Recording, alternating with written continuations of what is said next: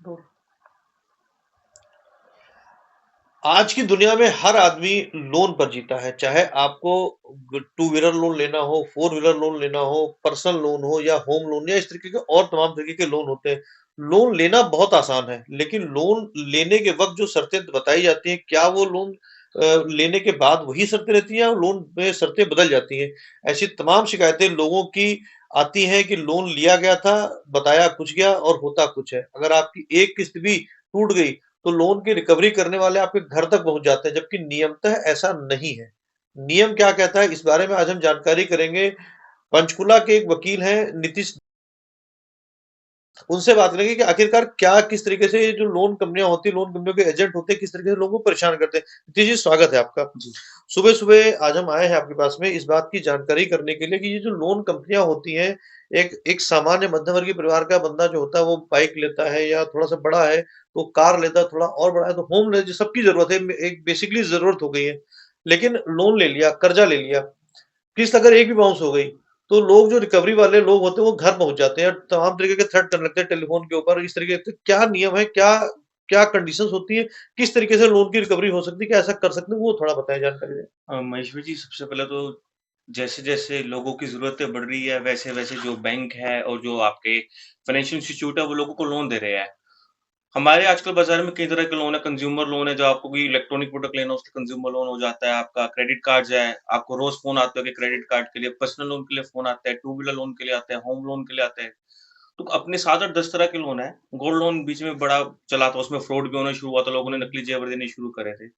तो इसके लिए आरबीआई ने दिशा-निर्देश कुछ तय कर रखे हैं कि क्या किस हिसाब से रिकवरी की जाएगी और क्या उसके मापदंड होंगे। जैसे कि आपने बताया कि पहली किस्त टूटते ही आपके पास फ़ोन आना शुरू हो जाता है कि आपने लोन डिफ़ॉल्ट कर दिया है। तो ऐसा कानून के हिसाब से जब तक 90 दिन या फिर आपकी 3 किस्तें नहीं टूटती है, तब तक आपके ऊपर कोई कार्रवाई नहीं कर सकता बैंक। उसके अलावा अगर उन्होंने कोई कार्रवाई करनी है, तो वो आपको एक नोटिस इश्यू करेगा। उस नोटिस के बाद आपके खिलाफ कार्रवाई होएगी। अगर ऐसा नहीं होता है, तो आप कोर्ट में जा सकते हैं, आप यूटिलिटी कोर्ट में जा सकते हैं, आप कंज्यूमर कोर्ट में जा सकते हैं। यहाँ तक कि आरबीआई में भी आप लेटर लिख के दे सकते हैं। आरबीआई ओम्बड्समैन लॉ का नियुक्त किया गया है, जो बैंक है और जो आपके नॉन बैंकिंग फाइनेंशियल कंपनी है, उसकी रिगार्डिंग शिकायतों के लिए। नहीं, जैसे होता क्या, जैसे हमने बैंक और नॉन बैंकिंग कंपनियों की बात की, हुँ, बीच में क्या था, पहले बैंक वाले ही लोन दिया करते थे। हुँ। कुछ दिन पहले, कुछ समय पहले आरबीआई का रूल आया था, नॉन बैंकिंग कंपनियां भी लोन दे सकती जी, थी। जैसे उसमें कई कंपनियों के नाम मुझे याद है, जैसे एक पीरामल फाइनेंस है, इस टाइप से कंपनियां, बजाज फाइनेंस है, बजाज फाइनेंस है। एचडीएफसी बैंक है, ऑनलाइन बहुत एचपीडी, बहुत प्लेटफ़ॉर्म्स आ सारी गए हैं। प्लेटफॉर्म्स आ गए। सबसे ज्यादा परेशान ये लोग करने लगे हैं, क्योंकि ये जी। नॉन बैंकिंग कंपनियां, इनकी तो अगर एक किस्त भी बाउंस हुई तो ये परेशान ज्यादा करना शुरू कर देते हैं। इनके ऊपर क्या कार्रवाई हो सकती है? सर, जो बैंकों के लिए कानून है और जो नॉन बैंकिंग फाइनेंशियल के लिए कानून है, दोनों बिल्कुल बराबर है। सिर्फ़ फ़र्क ये है कि जो नॉन बैंकिंग है, वो आपका बैंकों का जैसे डिपॉज़िट्स, एफडी वगैरह ये नहीं कर सकता। तो वही कानूनी कार्रवाई चलेगी जो बैंकों के ऊपर चलती है, वही प्रोसीजर सारा अडॉप्ट किया जाएगा। देखो, आपका डीआरटी बना हुआ है, डेब्ट रिकवरी ट्रिब्यूनल। हम्म। अगर 20 लाख से ज़्यादा का लोन है, तो वहाँ अप्रोच किया जा सकता है। अगर 20 लाख से कम का लोन है, तो सिविल कोर्ट में भी अप्रोच किया जा सकता है और बैंक के खिलाफ कार्रवाई की माँग की जा सकती है। अगर किसी आदमी का एक किस्त बाउंस हो गई है, जी। उसके बावजूद में लोग उसके घर पहुंच जाते हैं, क्या ऐसा संभव है कि पहुंच नहीं, जाएंगे उसके बिल्कुल घर? भी नहीं है। इसके रिगार्डिंग आरबीआई ने दिशा-निर्देश दिए हैं। एक कि अगर आपके घर पे आना है तो पहले आपको फ़ोन करेंगे और फ़ोन करने से पहले आपसे आपसे आपके घर पे आने से पहले आपसे एक समय माँगेंगे, जगह माँगेंगे, उसके हिसाब से आपके साथ मीटिंग तय की जाएगी। उसके अलावा सुबह 8 बजे से पहले शाम के 7 बजे के बाद आपको फ़ोन नहीं करेगा कोई बैंक का रिकवरी एजेंट।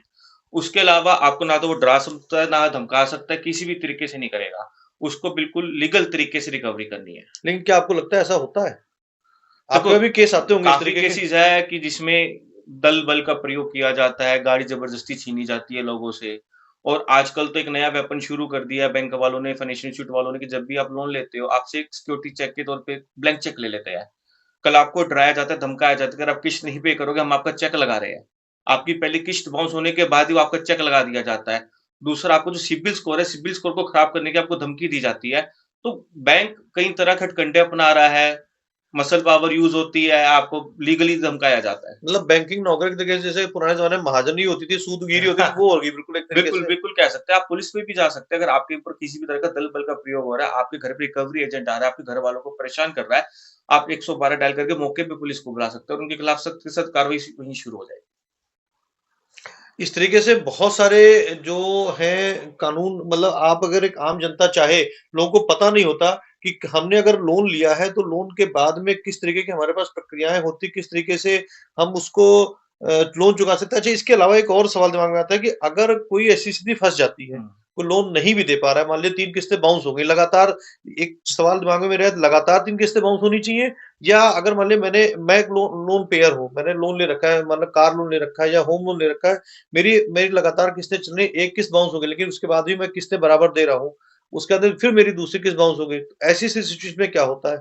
सर लगातार 3 किश्त बाउंस होने के बाद ही बैंक आपके खिलाफ कार्रवाई कर सकता है। नहीं, मान ऐसी लीजिए सिचुएशन 2 किस्तें मेरी बाउंस हो गई 2 हैं, किश्तें बाउंस हो गई, लगातार नहीं है। लगातार नहीं है तो आपके खिलाफ कार्रवाई नहीं कर सकता, लेकिन पहली पेमेंट से आपकी पहली किश्त एडजस्ट होएगी। अगर आपकी लगातार 3 किश्त का बैलेंस बन जाता है, तब आपके खिलाफ कार्रवाई कर सकता है। उसके बाद में वो उसके न बाद हमें नोटिस नोटिस देंगे, जारी करेगा, घर नहीं आ घर सकते। नहीं आ सकता, आपको नोटिस जारी करेगा। आपकी सरफेसी एक्ट के तहत आपके खिलाफ कार्रवाई होगी, डेब्ट ऑफ रिकवरी के खिलाफ आपके खिलाफ कार्रवाई होगी उसमें। ये एक बहुत बड़ी जानकारी है जो आम दर्शक हमारी इस खबर को सुन रहे होंगे, देख रहे होंगे कि अगर आप कोई लोन लेते हैं, चाहे वो होम लोन हो, टू व्हीलर लोन हो, बाइक का लोन हो, क्रेडिट कार्ड, अच्छा क्रेडिट कार्ड के ऊपर बहुत परेशान करते हैं। क्रेडिट कार्ड की मान लीजिए बिल जमा करने की तारीख 5 तारीख है, किसी जी। कारणवश बंदा भूल गया, तो उसका जो रेट ऑफ इंटरेस्ट है बिल्कुल जस्ट दोगुना तिगुना हो जाता है, बिल्कुल पूरी तरीके से। इस सिचुएशन में क्या करे बंदा? सर क्रेडिट कार्ड आज की डेट में 12% से लेके 30% तक का आपसे ब्याज ले रहा है। जब हमें क्रेडिट कार्ड लिया जाता है तो हमें इंटरेस्ट के बारे में कोई जानकारी नहीं दी जाती। हमें सिर्फ़ ये जानकारी दी जाती है कि आपको 30 दिन के अंदर-अंदर बिल पे करना है। उसके बाद ये नहीं बताया जाता कि हमें क्या इंटरेस्ट लगेगा, क्या नहीं लगेगा। तो बैंक हमसे उसमें पेनल इंटरेस्ट के तौर पे हमसे लेता है, पेनल्टी के तौर पे लेता है, जो कि गलत है। अगर आपके खिलाफ ओवर चार्जिंग होती है किसी भी तरीके से, आप कंज्यूमर कोर्ट में जाके वो पैसा वापस ले सकते हैं और आप आरबीआई को लिख के दे सकते हैं। वहीं दूसरी बात ये होती है कि आपने क्वेश्चन पूछा था कि अगर आपकी एक किश्त बाउंस हो जाती है, तो उस हालात में क्या करना चाहिए? सबसे पहले तो अगर आपकी किश्त बाउंस होती है, आप अपने बैंक के अधिकारी से मिलिए, उनको किश्त बाउंस होने की वजह बताइए और उनसे कुछ समय माँगे। अगर आप समय माँगेंगे, तो आपको समय दिया जाएगा, बैंक वाले आपको समय देंगे। लेकिन अगर आप विलफुल डिफ़ॉल्टर हैं, तो बैंक अपने आप की अपनी कार्रवाई करेगा।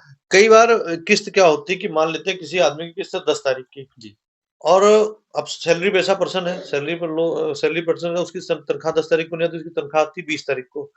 वो चाहता भी है कि मैं बैंक को चिट्ठी लिख दूँ कि मेरी किस्त की जो ईएमआई है वो 20 तारीख को काटे या 20 तारीख के बाद कभी काटे।